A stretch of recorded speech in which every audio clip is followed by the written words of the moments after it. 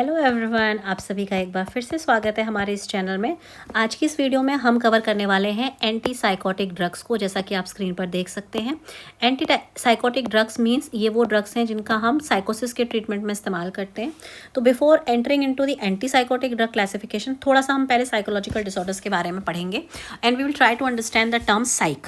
सो psych आपने term सुना होगा। साइक टर्म का मतलब होता है आपका मेंटल प्रोसेसेस। ठीक है, अब हमारे पास जो मेंटल साइकोलॉजिकल डिसऑर्डर्स हैं वो दो तरीके के होते हैं। फर्स्ट इज साइकोटिक डिसऑर्डर्स या साइकोसिस एंड दूसरा होता है न्यूरोसिस। जो साइकोसिस होती हैं ये इन कंपैरिजन टू न्यूरोसिस ज़्यादा सीवियर होती हैं। ठीक है, they are more severe in comparison to the neurosis psychological disorders. Why they are severe? They are severe because इसमें जो पेशेंट होता है उसे नहीं पता होता है कि वो इस मेंटल कंडीशन से सफ़र कर रहा है। लेकिन जब न्यूरोसिस की हम बात करते हैं तो उसमें पेशेंट अवेयर होता है अपनी इलनेस से, उसे ये पता होता है कि उसके अंदर कोई ना कोई मेंटल इश्यूज़ आ रहे हैं। अब बात करते हैं साइकोसिस की। तो साइकोसिस क्या है? ये एक बहुत ही सीवियर साइकेट्रिक इलनेस है। इसे सीवियर क्यों कहा गया है? इसीलिए कहा गया है क्योंकि इसमें पेशेंट को ये एक्सेप्ट ही नहीं हो पा रहा है कि उसे कोई साइकोलॉजिकल डिसऑर्डर्स हैं। उसमें क्यों ऐसा हो रहा है? क्योंकि उसके जो थॉट्स हैं उसमें सीरियस डिस्टॉर्शन आ चुका है, यानी कि उसके जो विचार हैं वो पूरी तरीके से विकृत हो चुके हैं। उसका बिहेवियर काफ़ी चेंज हो चुका है, वो एक डिल्यूजनल स्टेट में रहता है। साथ ही साथ उसे हेलुसिनेशंस होते हैं। हेलुसिनेशंस की अगर हम बात करें तो दो तरीके के हेलुसिनेशंस होते हैं। एक होते हैं ऑडिटरी हेलुसिनेशन और एक होते हैं विजुअल हेलुसिनेशन। ऑडिटरी हेलुसिनेशन का मतलब आपको ऐसी चीज़ें सुनाई देती हैं जो आपका एक्चुअली में एग्जिस्ट नहीं करती हैं। विजुअल हेलुसिनेशन का मतलब आपको ऐसी चीज़ें दिखाई देंगी जिनका रियलिटी से कोई लेना देना नहीं है, वो रियल में एग्जिस्ट नहीं करती हैं बट आपको वो दिखाई दे रही हैं। That is called hallucination. जब किसी भी पेशेंट को साइकोसिस होती है तो उसके लिए अपनी लाइफ के जो ऑर्डिनरी डिमांड्स होती हैं उसकी लाइफ की, जैसे कि उसका सोचना, अगर वो अपने कोई काम को फोकस से करना चाहता है तो ये सब चीज़ें जो हैं वो एक साइकोटिक का पेशेंट नहीं कर पाता है। अब हम साइकोटिक पेशेंट्स की कंडीशंस देखें तो इसमें उसको दो तरीके के डिसऑर्डर्स होते हैं। पहला है acute and chronic. Acute means उसको शॉर्ट टर्म के लिए वो ऑर्गेनिक ब्रेन सिंड्रोम हुआ होगा। क्रॉनिक मीन्स लॉन्ग टर्म से उसको ब्रेन सिंड्रोम हो रहा है। ऑर्गेनिक ब्रेन सिंड्रोम कब आता है? ये आता है जब आपके ब्रेन में किसी प्रकार की कोई इंजरी होती है। इससे क्या होता है? आपके कॉग्निटिव डिसऑर्डर्स आने लगते हैं, यानी कि आप पहचानना भूल जाते हैं। ठीक है, आपकी याददाश्त में इश्यूज़ आने लगते हैं। अब इसके अंदर आने वाली जो डिजीज़ेज़ हैं हम उनके बारे में बात कर लेते हैं। सबसे पहला जो साइकोटिक डिसऑर्डर है वो है आपका स्काइजोफ्रेनिया। ये आपने काफ़ी टर्म सुना होगा, इस पर काफ़ी सारी मूवीज़ भी बनी हैं। सेकेंड जो हमारा साइकोलॉजिकल डिसऑर्डर है साइकोसिस है, that is paranoid state. Third is mood disorder. Fourth is mania and fifth is depression. ये हमारे कुछ साइकोटिक डिसऑर्डर्स हैं जो कि आपका एक्यूट या क्रॉनिक ब्रेन सिंड्रोम होते हैं। ठीक है, अब अगर हम बात करें वन बाय वन हम सबको पढ़ेंगे। पहले हम यहाँ पे मूड डिसऑर्डर के बारे में डिस्कस करते हैं। अब मूड डिसऑर्डर क्या होता है, कैसे पता चलेगा कि ये मूड डिसऑर्डर है? मूड डिसऑर्डर एक कॉमन, बहुत ही आम बाइपोलर डिसऑर्डर है। यानी कि इसमें पेशेंट को क्या होता है, इसमें पेशेंट की जो माइंड है उसमें दो तरीके की स्टेट चलती हैं। एक चलती है मैनिक स्टेट जिसमें उसको ओवर एक्साइटमेंट रहती है, वो काफ़ी इलेटेड रहता है। ठीक है, काफ़ी एक्साइटेड रहता है, काफ़ी टॉकेटिव रहता है। इस कंडीशन को कहते हैं आप कहते हैं मैनिक कंडीशन। दूसरी स्टेट होती है आपकी डिप्रेशन। तो बाइपोलर डिसऑर्डर में क्या होगा? पर्सन के अंदर दो पर्सनैलिटीज़ रहेंगी। एक पर्सनैलिटी में वो बहुत ही ज़्यादा बातें करेगा, खुश रहेगा और बहुत ही एक्साइटेड रहेगा। दूसरी स्टेट रहेगी उसकी डिप्रेसिव स्टेट। डिप्रेसिव स्टेट में वो बातें भी कम करेगा, वो बहुत दुखी रहेगा, उसे किसी भी काम को करने के लिए किसी भी प्रकार की कोई इंटरेस्ट नहीं रहेगी। ये हमारा जो मैनिया और डिप्रेशन है ये दो तरीके का है। एक है टाइप 1 मेजरली और दूसरा है टाइप 2। टाइप 1 जो है इसमें सिर्फ और सिर्फ पेशेंट को मैनिक एपिसोड्स आते हैं, यानी कि वो हमेशा जो है ओवर एक्साइटेड रहेगा, ओवर टॉकेटिव रहेगा और ओवर इंथुजियास्टिक रहेगा। टाइप 2 में क्या रहता है, जो पर्सन है उसको कोई भी मैनिक कंडीशन नहीं आती है। ठीक है, उसे मैनिक स्टेट नहीं आती है, उसको सिर्फ और सिर्फ अल्टरनेटिव उसको हाइपोमेनिया और मेजर डिप्रेशन की उसको साइकिल्स होती है, यानी कि कभी उसे हाइपोमेनिक फील होगा और कभी उसे मेजर डिप्रेसिव फील होगा। So this is all about the साइकोसिस। अब हम आगे बढ़ते हैं। Next we will enter into the neurosis. Now what is neurosis? अगर हम बात करें न्यूरोसिस की तो न्यूरोसिस भी आपका एक साइकोलॉजिकल डिसऑर्डर है। ठीक है। और ये एक ऐसा साइकोलॉजिकल डिसऑर्डर है जो इन कंपैरिजन टू साइकोसिस थोड़ा सा लेस सीरियस है। इसे लेस सीरियस क्यों मानते हैं? क्योंकि इसमें पेशेंट जो है वो ये जानता है कि उसको कोई ना कोई साइकोलॉजिकल इश्यूज हैं। इसमें पेशेंट जो है वो उसकी कॉम्प्रिहेंडिंग एबिलिटी कहीं भी ख़त्म नहीं होती है, वो अपनी कॉम्प्रिहेंडिंग एबिलिटी को रिटेन कर पाता है न्यूरोसिस के केस में भी। और इसमें लेकिन फिर भी though the patient may undergo some serious suffering. क्यों? क्योंकि इसमें कुछ ऐसी कंडीशंस हैं जो हम लोग आगे डिस्कस करेंगे। अब न्यूरोसिस को हमने अलग अलग तरीके के नाम दिए हैं depending upon the severity. So we have given different names, different labels to the neurosis psychological disorder. First psychological disorder सभी ने सुना होगा, एंजाइटी। तो एंजाइटी क्या है? एंजाइटी एक अनप्लेजेंट इमोशनल स्टेट है हमारे माइंड की, जिसमें हमें बहुत टेंशन, वरी और एक फ्यूचर के लिए कंसर्न रहता है और एक अनईजीनेस एक्सपीरियंस होती है। This is all about anxiety. Second जो हमारी न्यूरोसिस स्टेट है, न्यूरोटिक डिसऑर्डर है, that is phobic state. Phobic state में क्या होता है? पर्सन को किसी अननोन ऑब्जेक्ट या किसी अननोन पर्सन या किसी अननोन सिचुएशन के लिए हमेशा एक डर बना रहता है। यानी कि उसे पता नहीं है कि उसे किससे डर लग रहा है, पर उसके अंदर एक डर बना रहेगा। That is called phobic state. Third neurological psychological disorder is OCD, that is obsessive compulsive disorder. Now इसमें क्या होता है? इसमें थॉट्स की जो एबनॉर्मलिटी होती है वो लिमिटेड होती है, यानी कि बहुत ज़्यादा एबनॉर्मल थॉट्स नहीं आते हैं, लिमिटेड एबनॉर्मल थॉट्स रहते हैं। और पेशेंट ये रियलाइज़ कर पाता है कि उसके थॉट्स में एबनॉर्मलिटी या स्टूपिडिटी है। Okay, next neurological disorder is reactive depression. Reactive depression का मतलब आपकी बॉडी में कोई फिजिकल इलनेस हुई, आपको बहुत बड़ी बीमारी लगी, या आपका बहुत बड़ा लॉस हुआ, या आपके अंदर कोई लो सेल्फ एस्टीम है, उसके कारण से आपको जो डिप्रेशन आता है उसको रिएक्टिव डिप्रेशन कहा जाता है। नेक्स्ट हमारे पास जो न्यूरोलॉजिकल डिसऑर्डर है विच इज़ हिस्टीरिया। अब हिस्टीरिया क्या है? ये एक ऐसी न्यूरोलॉजिकल डिसऑर्डर है, साइकोलॉजिकल डिसऑर्डर है, जिसमें बहुत ड्रामेटिक सिम्टम्स आते हैं। ये ड्रामेटिक सिम्टम्स जो हैं वो हमेशा तब आएंगे जब आप किसी क्राउड में या किसी मास में होंगे। अकेले में ये सिम्टम पेशेंट को नहीं आते हैं। और इसमें पेशेंट जो है वो फील नहीं कर रहा होता है, यानी कि वो किसी भी प्रकार की कोई एक्टिंग नहीं कर रहा होता है अपने बॉडी में। जो उसको सिम्टम्स आ रहे होते हैं वो प्रिटेंड नहीं कर रहा होता, उसको एक्चुअली में वो फिजिकल सिम्टम्स फील हो रहे होते हैं, बट उसका किसी न किसी फिजिकल स्टेट से लेना देना नहीं है, वो सारा का सारा उसकी मेंटल स्टेट से लेना है। ओके, तो इसमें जो भी सिम्टम पेशेंट को आते हैं वो उसकी जो फिजिकल स्टेट है उससे ही रिजेंबल करते हैं, फिजिकल इलनेस से ही रिजेंबल करते हैं। ठीक है, बात अब नेक्स्ट हमारे पास आता है post traumatic stress disorder. Post traumatic stress disorder में क्या होगा? इसमें पेशेंट को किसी ट्रॉमा की वजह से, अगर उसने बहुत डिस्ट्रेसिंग एक्सपीरियंस लिए हैं लाइफ में, जैसे वो किसी वॉर को विटनेस किया है, या उसने किसी रायॉट को विटनेस किया, या उसने मान लीजिए अर्थक्वेक का वो कभी ना कभी विटनेस रहा है, उसकी वजह से उसे अगर स्ट्रेस हुआ है या न्यूरोसिस हुई है, तो उस बीमारी को हम नाम दे देते हैं पोस्ट ट्रॉमेटिक स्ट्रेस डिसऑर्डर।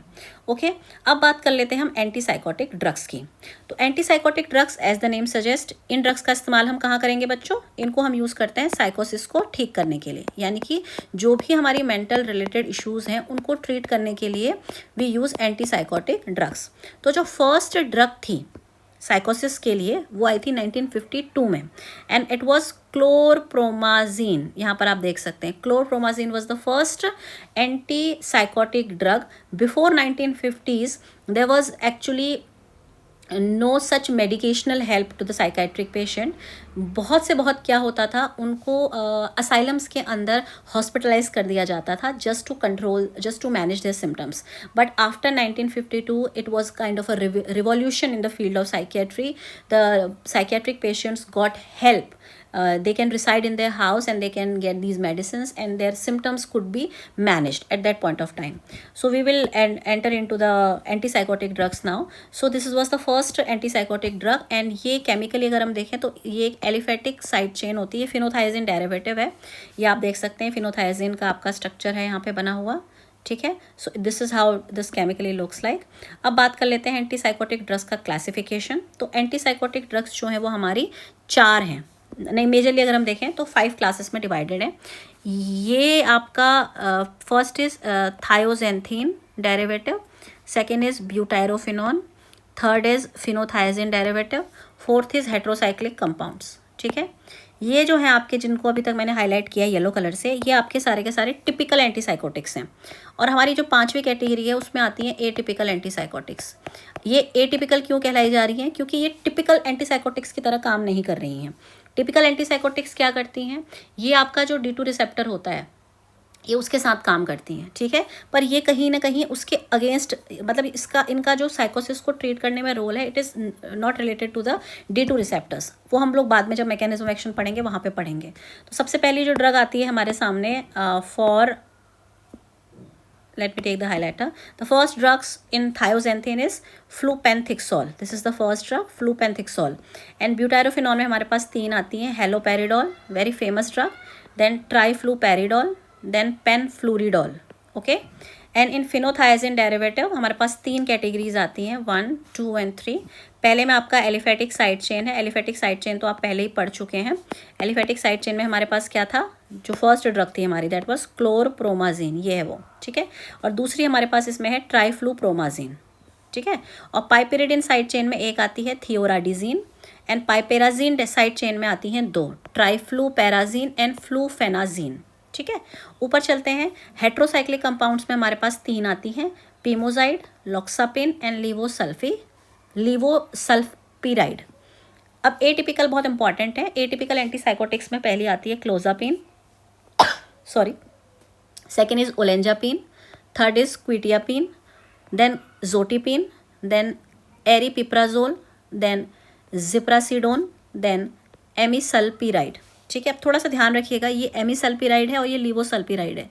लीवोसल्पिराइड आती है हेट्रोसाइक्लिक कंपाउंड्स में, ये टिपिकल एंटीसाइकोटिक है लीवोसल्पिराइड, और एमिसल्पिराइड आपकी एटिपिकल एंटीसाइकोटिक है, ठीक है। अब अगर हम बात करें कि ये हमारी जो एंटीसाइकोटिक ड्रग्स हैं, इनका पहला यूज़ तो हमको पता ही है, ये एंटीसाइकोटिक्स हैं, तो इनका फर्स्ट यूज़ क्या होगा बच्चों? ऑफ कोर्स सी बात है, they will be used in साइकोसिस, है ना। लेकिन साइकोसिस के अलावा भी इनका कुछ बीमारियों में यूज़ किया जाता है, वो हम पढ़ रहे हैं। तो पहली जो डिजीज़ है जिसमें आप इसका यूज़ कर सकते हो, that is Alzheimer. You can use antipsychotic drug to treat the Alzheimer. Second, you can use this in treatment of Parkinson disease. Next, hiccups, अगर आपको लगातार हिकअप्स आ रहे हैं तो आप जो आपकी एंटीसाइकोटिक ड्रग्स हैं उनके आप कोलिनर्जिक एक्शन की वजह से आप उन्हें यूज़ कर सकते हैं, देन हिकअप्स को रोकने में अपने, ठीक है। Then in relieving the symptoms of rabies, ठीक है, क्योंकि ये मसल्स में जो स्पैज़म है उसको ये कंट्रोल कर देता है because of its anticholinergic effect. Then इसका जो इस्तेमाल है वो एक बीमारी आती है Gilles de la Tourette syndrome. Gilles de la Tourette syndrome में क्या होता है, मल्टीपल मोटर टिट्स आते हैं आपको, ठीक है, यानी कि आप अचानक से बैठे हुए हैं और अचानक से आप ज़ोर ज़ोर से चिल्लाने लगेंगे, बोलने लगेंगे। ये बीमारी होती है गिल्स डाले टॉरेट, और ये मेनली आपका बच्चों में देखने को मिलती है, और इसका ट्रीटमेंट है हेलोपेरिडोल या फिर पीमोजाइड, इन 2 से आप इसका इलाज कर सकते हैं। अब बात करें अगर इन मेडिसिन के साइड इफ़ेक्ट्स की, तो इन मेडिसिन का जो मेजर साइड इफ़ेक्ट आता है वो आता है वेट गेन। वेट गेन इसीलिए आता है क्योंकि एंटीसाइकोटिक ड्रग्स जो हैं ये आपका लॉन्ग ड्यूरेशन के लिए यूज़ होती हैं, यानी कि कम से कम 3 to 4 मंथ आपका पेशेंट जो है, साइकोसिस का पेशेंट जो है, वो आपका ट्रीटमेंट पे रहता है। तो इतने लंबे समय तक एंटीसाइकोटिक ड्रग्स लेने की वजह से वेट गेन के चांसेस काफ़ी ज़्यादा देखने को मिलते हैं। देन आपका जो अदर सिम्टम देखने को मिलता है, अदर इफेक्ट देखने को मिलता है, वो है आपका blue pigmentation of the exposed skin, ये भी एक साइड इफ़ेक्ट है। तीसरा जो साइड इफ़ेक्ट है जो कि काफ़ी रेयर है, ये आपका तब देखने को मिलेगा जब बहुत ही लॉन्ग टर्म यूजेज किया जा रहा है एंटीसाइकोटिक ड्रग्स का, विच इज़ रेटिनल डिजेनरेशन, ठीक है। अब डिस्कस कर लेते हैं हम स्काइजोफ्रेनिया के बारे में, जो कि क्या था, जो कि आपका एक साइकोसिस की एक बीमारी है, ठीक है। तो साइजोफ्रेनिया क्या होता है, देखिए आपको पता होगा एंटीसाइकोटिक्स को जब हम यूज़ करते हैं तो एंटीसाइकोटिक्स आपका मेनली यूज़ होती हैं आपकी फंक्शनल साइकोसिस में, जिसके अंदर आपने स्काइजोफ्रेनिया पढ़ा था। अब आपकी जो एंटीसाइकोटिक्स हैं वो आपका जितनी भी आप एंटीसाइकोटिक्स लेते हैं वो आपके साइजोफ्रेनिया के ट्रीटमेंट में बहुत ही ज़्यादा डेफिनेट थेरेपेटिक इफेक्ट दिखाते हैं। अब स्काइजोफ्रेनिया में क्या होता है उस पर बात कर लेते हैं। साइजोफ्रेनिया एक ऐसी बीमारी है जिसमें patient dreamy state of mind में रहता है, यानी कि वो अपनी एक अलग ही दुनिया बना लेता है। वो दुनिया रियल में एग्जिस्ट नहीं करती है, पर उसके लिए वो दुनिया रियल है, ठीक है। तो उसमें क्या रहता है, पेशेंट जो है वो एक ऐसे लाइफ को जिएगा जिस लाइफ का रियलिटी से कोई लेना देना नहीं है। इसमें पेशेंट के माइंड में 2 तरीके के सिम्टम्स आते हैं, कुछ पॉजिटिव सिम्टम्स आते हैं और कुछ नेगेटिव सिम्टम्स आते हैं। अभी पॉजिटिव सिम्टम्स हम किसको बोल रहे हैं, ये देखिएगा ध्यान से। पॉजिटिव सिम्टम्स का मतलब इसमें पेशेंट को हेलुसिनेशंस होंगे, auditory and visual both, delusion रहेगा पेशेंट को, वो डिसऑर्गेनाइज्ड थॉट्स उसके माइंड में आएंगे, मतलब अभी वो एक बारे में सोच रहा था, अचानक से उसको कोई दूसरा टॉपिक मिल गया, वो दूसरे टॉपिक के बारे में सोचने लगा, बेचैनी रहती है, this is again a positive symptom. Anxiety रहेगी of course, and insomnia, sleeplessness is the major characteristic in the schizophrenic patient. Then there are certain negative symptoms. अभी नेगेटिव सिम्टम्स में क्या आता है, देखिए नेगेटिव सिम्टम में पहला नेगेटिव सिम्टम आता है एपैथी। एप्थी में क्या होता है, जो पेशेंट है उसका ना किसी भी चीज़ से इंटरेस्ट जो है वो ख़त्म हो जाता है, उसे किसी भी प्रकार की कोई भी ना तो एक्साइटमेंट रहती है, ना ही उसे किसी प्रकार की कोई वो इंथुजियाज़म शो करता है किसी भी काम के लिए। So that is known as apathy. Next आता है आपका लॉस ऑफ इंसाइट, किसी भी चीज़ में वो अपना कोई एक थॉट नहीं दे सकता, ठीक है। नेक्स्ट इज़ इमोशनल ब्लंटिंग, ठीक है, उसे हर छोटी छोटी बात में उसे इमोशनल स्टिमुलाइज फील होते हैं। Then affective flattening, then poverty of speech, बोलने में थोड़ा सा कमी रहती है। देन सोशल विड्रॉल, वो अपने आप को समाज से, सोसाइटी से थोड़ा सा अलग कर लेता है। अब अगर हम बात करें कि इसमें हम कौन सी एंटीसाइकोटिक्स देंगे, तो दो तरीके के हमारे पास एंटीसाइकोटिक ड्रग्स हैं, हमने पढ़ा था। एक है हमारे पास, अगर हम ब्रॉडली देखें तो एक है हमारे पास एटिपिकल और दूसरी है हमारे पास टिपिकल। ब्रॉडली हमारे पास ये दो ही तरीके की एंटीसाइकोटिक ड्रग्स हैं। अगर आपको पॉजिटिव सिम्टम्स को ट्रीट करना है ना, तो पॉजिटिव सिम्टम्स में एटिपिकल और टिपिकल ये दोनों ही क्या हैं, ये दोनों ही आपका बहुत बढ़िया तरीके से इफेक्ट दिखाती हैं। कोई भी डिफरेंस नहीं देखने को मिलेगा आपको in the efficacy of typical and atypical anti psychotic drugs. लेकिन अगर आप इन सिम्टम्स को ट्रीट करना चाह रहे हैं स्काइजोफ्रेनिक पेशेंट के, तो उसमें देखा जाता है कि जो एटिपिकल एंटी साइकोटिक्स हैं they are more effective in comparison to the typical one. That means इसमें कौन कौन सी ड्रग्स हमने पढ़ी थी, इसमें आपने ओलेंजापिन पढ़ी थी, है ना, क्लोजापिन पड़ी थी, ये सारी ड्रग्स जो हैं आपकी इसमें ज़्यादा इफेक्टिव मानी जाती हैं। यानी कि अगर आपको स्काइजोफ्रेनिक पेशेंट के नेगेटिव सिम्टम्स को ट्रीट करना है तो उसमें उसको आप एटिपिकल एंटीसाइकोटिक्स को प्रिस्क्राइब करते हैं। अब एटिपिकल एंटीसाइकोटिक्स जो हैं इनको हम एक और रीज़न से भी ज़्यादा फेवर करते हैं, बिकॉज ये जो हैं बेटर टॉलरेटेड हैं बाय द साइकेट्रिक पेशेंट्स। तो अगर आप किसी साइकोसिस के पेशेंट को एटिपिकल एंटीसाइकोटिक्स देंगे तो ये ज़्यादा वो बेटर तरीके से इसको टॉलरेट कर पाते हैं और इफेक्टिवली सिम्टम्स को उनके रिड्यूस कर पाते हैं। इसीलिए ये ज़्यादा कॉमनली यूज़ किए जाते हैं आज के टाइम पे इन कंपैरिजन टू, अगर हम कंपेयर करें टिपिकल एंटीसाइकोटिक्स से in that case. Okay, so yeah, this is all about antipsychotic drugs and its classification. I hope आपको वीडियो इन्फॉर्मेटिव लगा होगा। अगर आप चैनल पर नए हैं तो चैनल को सब्सक्राइब ज़रूर करें, ऑलराइट। और अगर आपको कंटेंट अच्छा लगता है तो आप चैनल में जो वीडियोस हैं उन्हें लाइक ज़रूर करें। आप चाहते हैं अपने दोस्त और फैमिली के साथ उसे शेयर करना चाहें तो उसे शेयर भी कर सकते हैं। And thank you so much for watching our content and keep supporting us. And if you want me to make more videos on such diseases, so do comment. आप कमेंट सेक्शन में अपना comment लिख सकते हैं। आपको अगर किसी दूसरे टॉपिक पे आपको वीडियोस चाहिए तो you can drop the message, and thank you so much for watching our content.